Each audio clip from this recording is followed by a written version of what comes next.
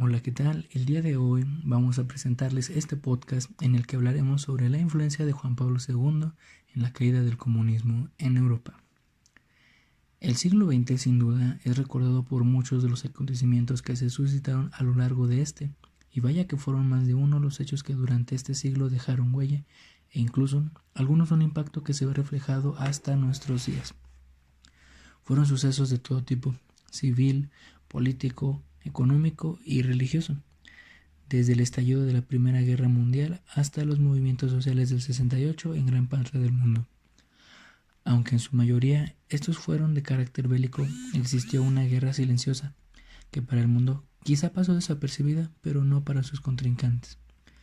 Por lo regular, estos conflictos se dan entre los actores con una influencia y poder muy grandes, y uno de ellos es y ha sido el líder de la Iglesia Católica o la misma Iglesia Católica. Incluso en nuestros días, aunque ha disminuido su poder e influencia, esta institución sigue teniendo peso en la toma de decisiones de muchos países. La figura del Papa representa para muchos creyentes e incluso para muchos jefes de Estado una autoridad moral en este mundo, o incluso un guía espiritual. Así lo llegó a manifestar el mismo León XIII en 1891 en su carta encíclica Rerum Novarum, en la que hace una fuerte crítica. Asimismo, le seguirían imitando sus sucesores ante las posteriores situaciones que se presentaban en el mundo, alzando la voz contra todo aquello que la Iglesia considerara contrario a la doctrina católica. Casi 100 años después, un papa sería protagonista en uno de los actos más significativos e importantes del siglo XX, la caída del comunismo que dominaba la mitad de Europa. Pero no era cualquier papa. Lo que llamaba la atención de muchos es que después de una larga lista de papas italianos, el nuevo líder de la Iglesia Católica, tras el repentino descenso del anterior pontífice, sea un polaco. El 16 de octubre de 1978 se conocería a Juan Pablo II, un papa desconocido para el mundo, pero no para la curia romana, ya que antes de su elección como sucesor de San Pedro, el arzobispo de Cracovia, Karol Wojtyła, había colaborado con Pablo VI para la publicación de la encíclica Humane Vitae, y sería este mismo quien lo nombrase arzobispo de Cracovia en 1964 y 3 años después le diera el título de cardenal de la Iglesia Católica.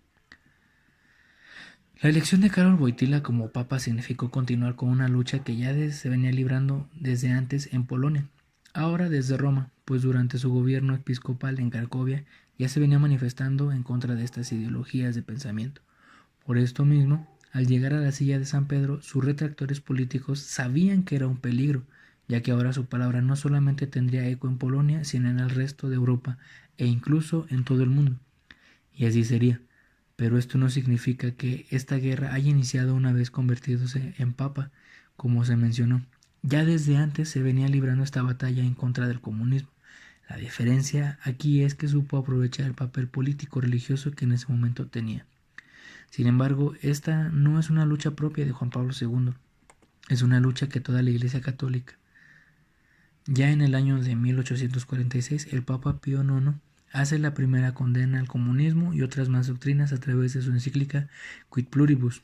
Posteriormente, en 1891, León XIII en su encíclica Rerum Novarum, y asimismo lo haría Pío XI en la Divinis Redemptoris. Aunado a esto, podemos incluir la advertencia que en el año de 1917 la Virgen María, según varios testimonios, hizo a 3 pequeños pastores en Fátima. En esta es donde la Virgen María hace 3 profecías, de las cuales nos interesa la segunda, llamada el segundo secreto de Fátima, donde la Virgen María advierte sobre el estallido de la Segunda Guerra Mundial y el ascenso y caída del comunismo. Estos son algunos de los antecedentes de esta lucha contra el comunismo por parte de la Iglesia. Hay que tener presente muchas cosas que, aunque parecieran insignificantes, tienen mucha relevancia en nuestro caso a analizar. Una de ellas es el hecho de que el Papa fuera polaco, y otra las profecías de Fátima, por mencionar algunas de estas, pues ambas tendrían cabida en un par de hechos relacionados con esto. Pero por el momento analicemos cuál fue el papel que jugó Juan Pablo II dentro de todo esto. 8 meses después de su elección, el 2 de junio de 1979, Karol Wojtyła regresa a su natal Polonia, ya no como arzobispo ni como Karol Wojtyła, sino como Juan Pablo II, el Papa Juan Pablo II. Pero detrás del arzobispo, detrás del cardenal y detrás del papa está una misma persona. Está un hombre nacido en Polonia, un hombre que durante su vida padeció las consecuencias de la Primera y Segunda Guerras Mundiales y junto a esto la dictadura comunista que imperó en Polonia y parte de Europa del Este. Es con esta visita a su país natal donde como peregrino se dirige a su pueblo, a su patria, la tierra que lo vio nacer al mundo y a Dios. Se dirige para llevar un mensaje de esperanza que devuelve la fe a los polacos. Su visita trajo una luz de esperanza al pueblo polaco, gracias a los discursos que públicamente dirigió a sus connacionales, pero no sería lo único que traerían consigo estos mensajes. Juan Pablo II era consciente de su figura como papa y del impacto que podrían llegar a tener sus palabras y las reacciones que podrían haber. Esto no fue impedimento. Después de su visita a Polonia comenzaron las movilizaciones que darían paso a la futura liberación del país. Se comenzaron a realizar manifestaciones y protestas en contra del régimen comunista. Era de esperarse que esto no agradaría a las autoridades.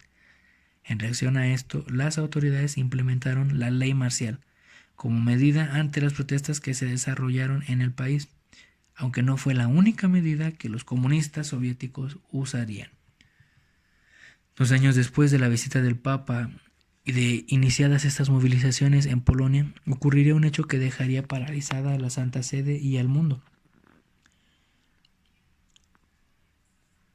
El 13 de mayo de 1981, en la Plaza de San Pedro en el Vaticano, en medio de la multitud de gente que abarrotaba la plaza, se escuchan unos disparos.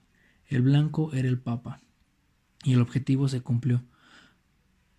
4 balas impactaron el cuerpo de Juan Pablo II, pero este atentado contra el Papa quedó solo en un intento de asesinato, ya que después de ser llevado a un hospital en Roma, el pontífice sobrevivió. Tiempo después se sabría por testimonio del mismo autor del atentado que había sido planeado por los soviéticos en respuesta al apoyo que el Papa había manifestado al grupo sindical Solidaridad. Este grupo era el que estaba causando molestias en Polonia y ponía en riesgo la estabilidad del régimen en el país. Este atentado dejó claro lo que representaba Juan Pablo II para los comunistas, pero el Papa polaco no era el único enemigo en la mira de los soviéticos. Del otro lado del viejo mundo estaba el verdadero y principal enemigo de los comunistas soviéticos y quizá podríamos denominar como el principal defensor de la doctrina capitalista, el presidente de los Estados Unidos, Ronald Reagan.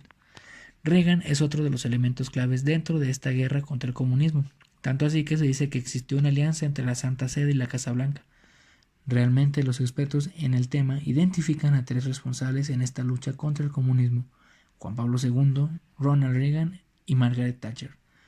Pero sería Reagan quien haría la alianza con Juan Pablo II y esta alianza sería vital para que el fin del comunismo llegara a Europa del Este y se derribara el telón de acero que dividía el continente. El papel clave que tuvo Juan Pablo II y que ayudó a la caída de este régimen y la futura desintegración de la Unión Soviética fueron los discursos que dirigió al pueblo polaco en su primera y segunda visita al país. Estos discursos despertaron la fe que el pueblo había perdido. Si por algo es recordado el pontífice es por su constante frase de no tener miedo. Y en el pueblo polaco el miedo poco a poco fue desapareciendo. Pese a las represiones y sanciones que hubo por parte del gobierno polaco, una vez implementada la ley marcial, el pueblo seguía de pie, gracias al apoyo moral que Juan Pablo II enviaba desde Roma, y el apoyo se vio más reflejado en su segunda visita cuando en 1983 regresa a Polonia y de una manera simbólica reafirma el apoyo al grupo sindical Solidaridad, reprimido por la ley marcial. Polonia fue una de las principales claves y de las piezas a mover en este juego de ajedrez entre el bloque capitalista y comunista. Gracias a la liberación del régimen comunista que gobernaba el país, paulatinamente iría cayendo el comunismo en Europa del Este. El segundo hecho que marcaría el fin pronto de este régimen sería la caída del muro de Berlín. Este acontecimiento también sería atribuido a Juan Pablo II. Así se le manifestaría al Papa en su visita a la Alemania reunificada.